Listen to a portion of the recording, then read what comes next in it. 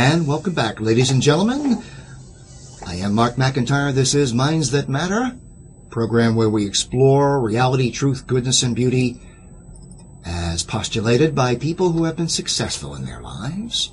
And today we have had the pleasure of engaging in conversation with just such an individual. His name is Mr. Jeffrey Fischmann, and for the last 35 years he's been laboring in the fields and the vineyards of China, educating foreign students, actually, and inculcating and merging the traditions of Taoism and Confucianism and Aristotle.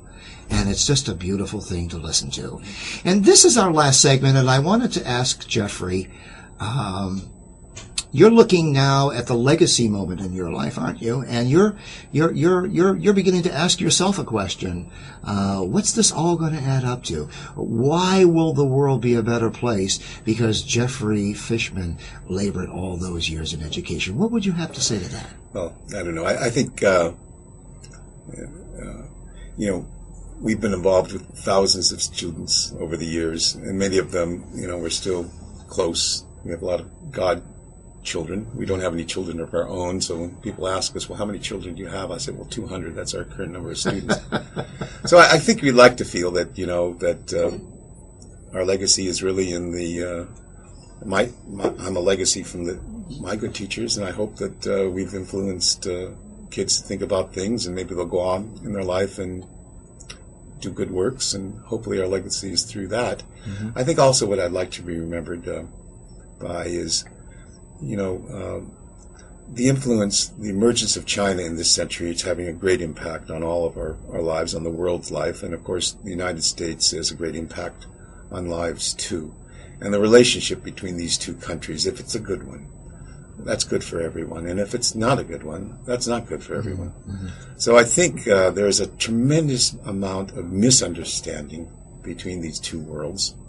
And I think if we can play a role in helping young people develop friendships and understanding, empathy for one another, that when they come of age, maybe some of them will cooperate and do some things together and help build a good understanding between the two ends of this needle.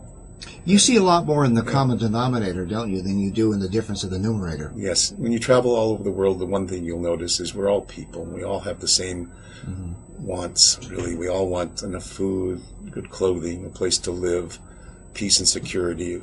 Human universals. Human universals. You believe in human universals. That's right. Interesting. They're all over. The people all over the world share those things. Right. And our numerator is what makes life interesting, makes it a fabric.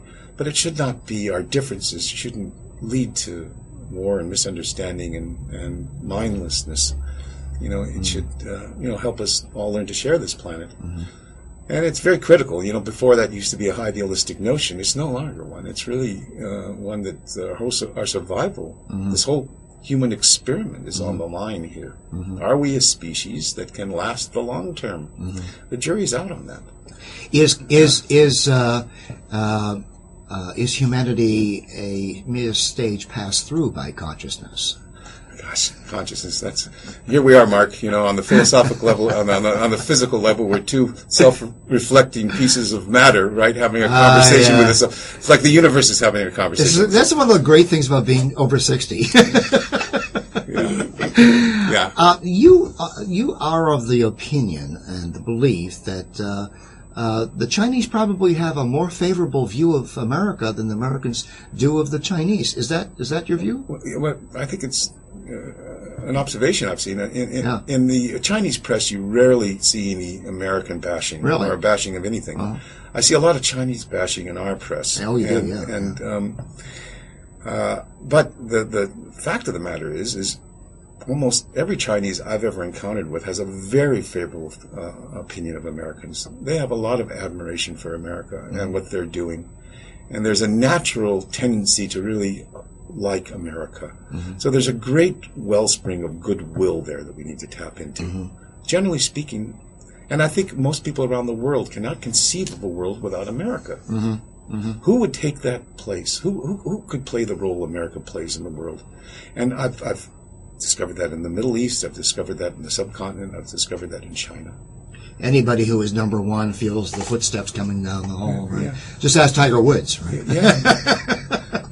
America still is a beacon of hope for people. You're a happy person, Jeff. You're a very happy person, and you're very comfortable in your own skin, and you're very comfortable with the discovery and the inquiry that each day brings to you. Is that what you really hope to accomplish?